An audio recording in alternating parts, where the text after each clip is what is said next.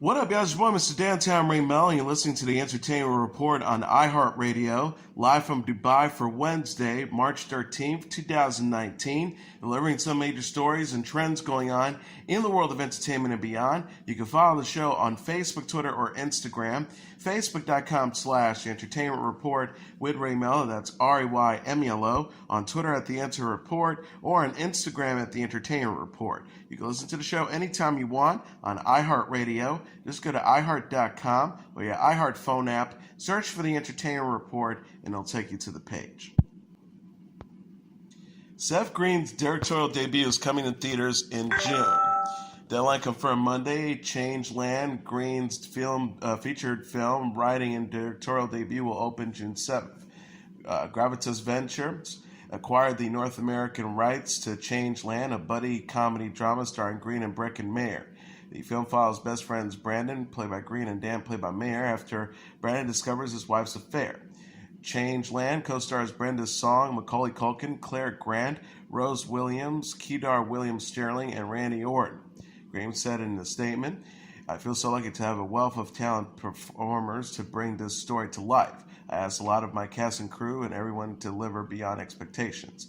He added, "Gravitas has a history of amplifying the voice of indie films, and I'm thrilled to have them as a partner in releasing this movie." Green also shared his excitement in an Instagram post Monday.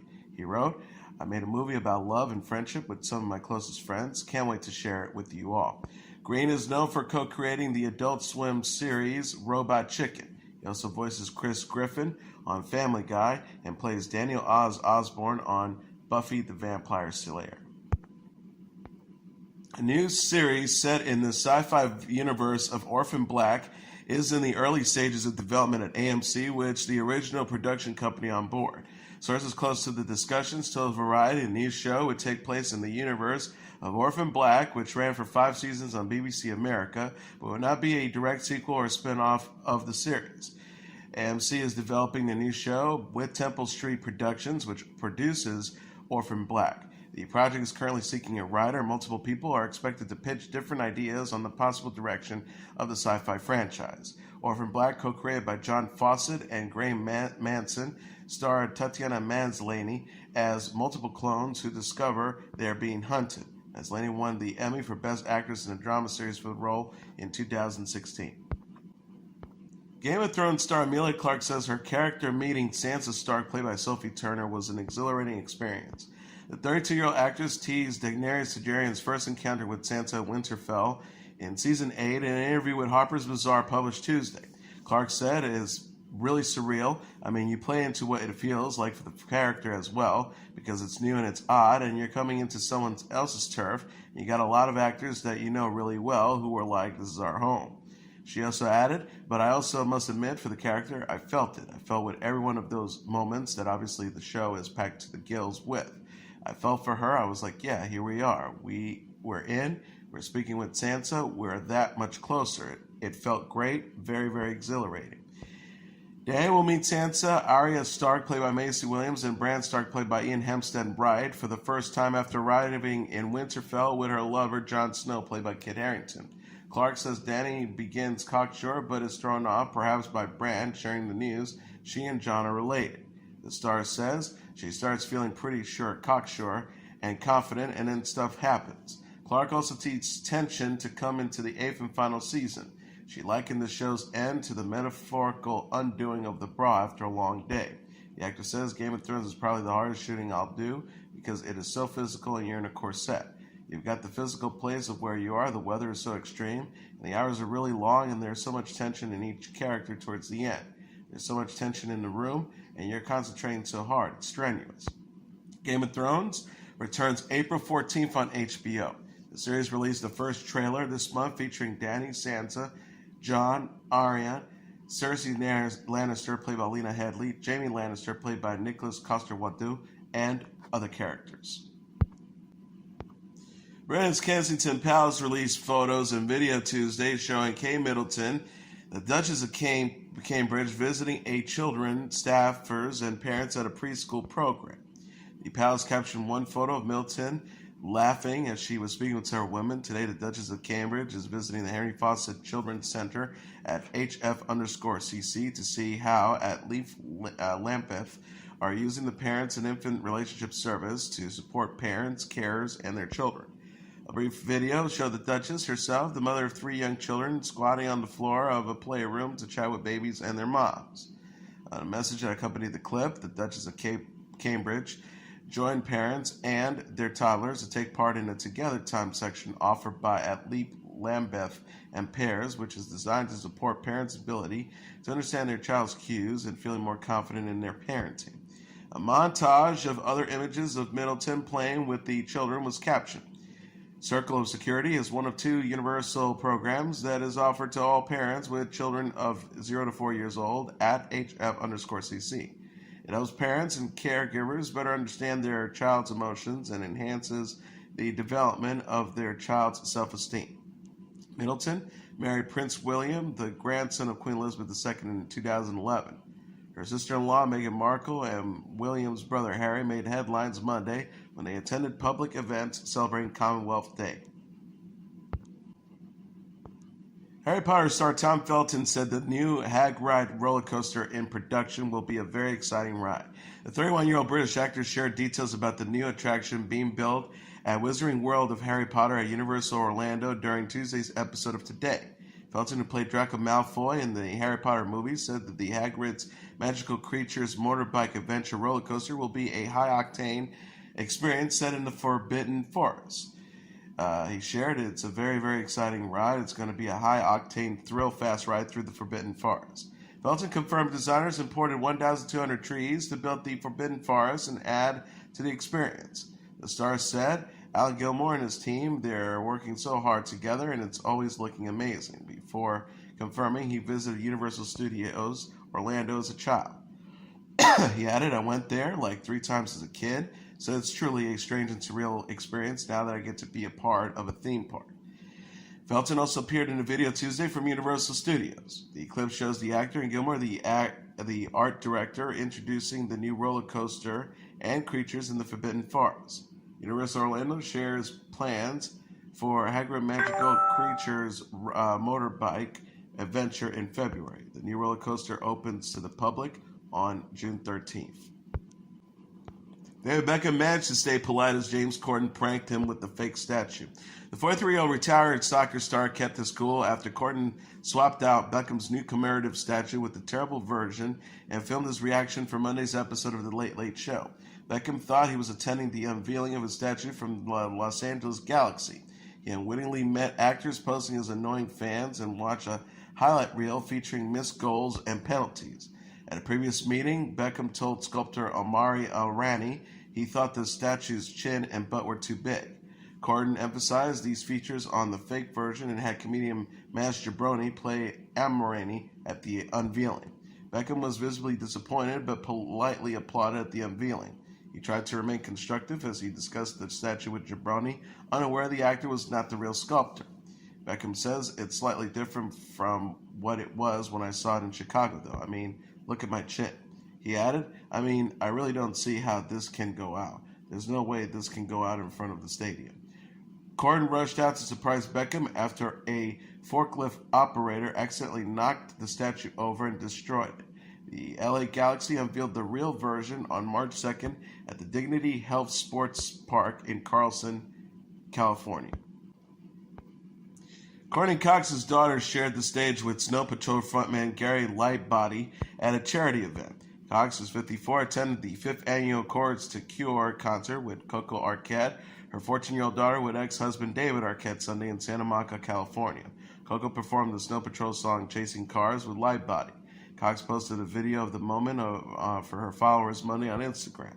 She wrote, I have overwhelmingly gratitude towards Gary Snow Patrol for sharing his time to perform at Chords to Cure. I just love watching Coco and Gary sing together. Cox has been dating Snow Patrol member John McGade for several years. The couple reconciled in mid-2016 after calling off their engagement in late 2015. Cox told Us Weekly in May 2016, well, we love each other and we are happy. In addition, Cox said in an interview with New Beauty magazine in June 2017, she's open to having children with McCabe. She says, I would love to have a baby now. I mean, I could carry someone else's egg. I may be one of the older people doing that, but I would love to, with Johnny, that is. Cox is best known for playing Monica Geller on the NBC series Friends. She and Arquette split in 2010 after 11 years of marriage, but remained friendly as they co-parent Coco. Howard Stern will release a new book in May. The 65-year-old radio personality shared details about Howard Stern Comes Again, his first new book in 20 years, during Tuesday's episode of The Howard Stern Show.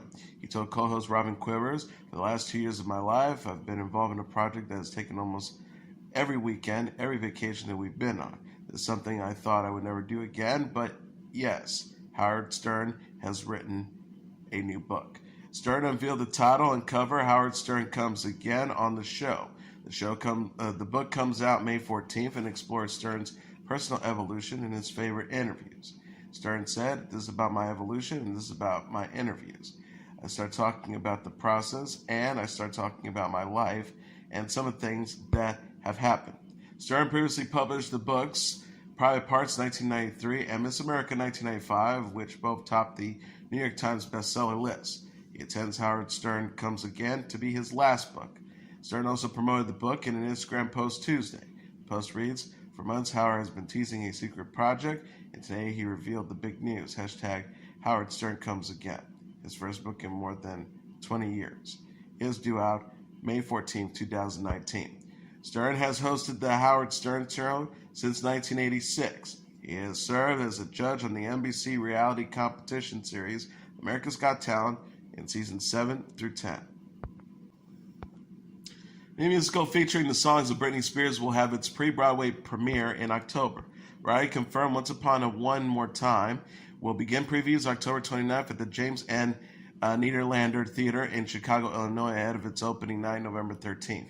Once Upon a One More Time revolves around Spears' music but doesn't recount the singer's life.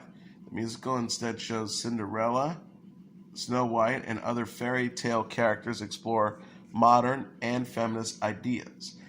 Entertainment Weekly said Once Upon a One More Time features an original book by John Hartman with Kristen Haney as director and Keone and Marie Madrid as choreographers.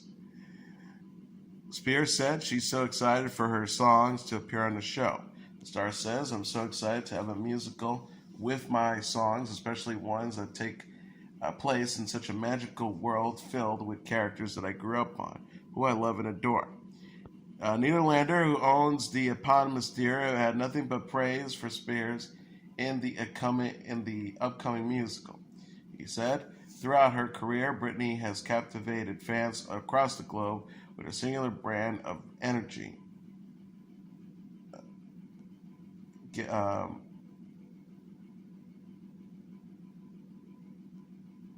For 3 years, we have been working closely with her to develop a concept that perfectly encapsulates her unique spirit, and so thrilled to finally bring this joyous and electrifying show to the stage.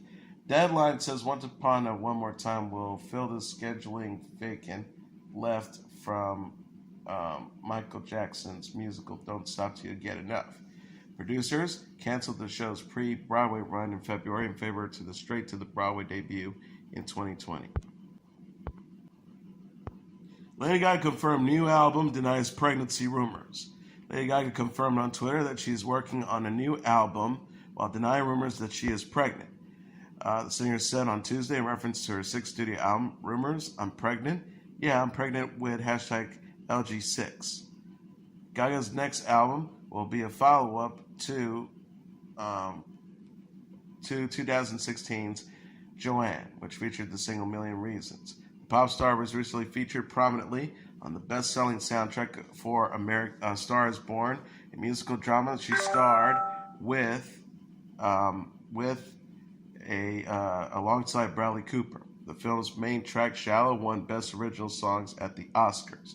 Gaga, who made headlines in February after her engagement to talent agent Kristen Carino was called off, also recently denied that there was any romantic connection between herself and Cooper following their intimate performance of Shallow at the Oscars. She said on Jimmy Kimmel Live about how she and Cooper were acting, Yes, people saw love, and guess what? That's what we wanted you to see.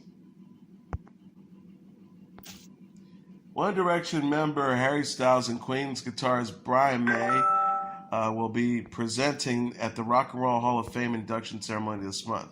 The 25-year-old singer and 71-year-old musician were among the stars the Rock and Roll Hall of Fame announced Wednesday. Trent Reznor, Janelle Monáe, David Byrne, Susanna Huffs, Simon Le Bon, and John Taylor will also present at the ceremony March 29th in New York. The event will air April 27th on HBO. The Rock and Roll Hall of Fame tweeted, "Rock's biggest night just got more exciting, and you can watch the unforgettable moments or performances on at HBO Saturday, April 27th, 8 p.m. Eastern Standard Time, hashtag Rock Hall 2019. Rolling Stone says Style will present for Stevie Nicks, May for Def Leppard, Reznor for The Cure, Monáe for Janet Jackson, Byrne for Radiohead, Hoffs for The Zombies, and Le Bon and Taylor for Roxy Music.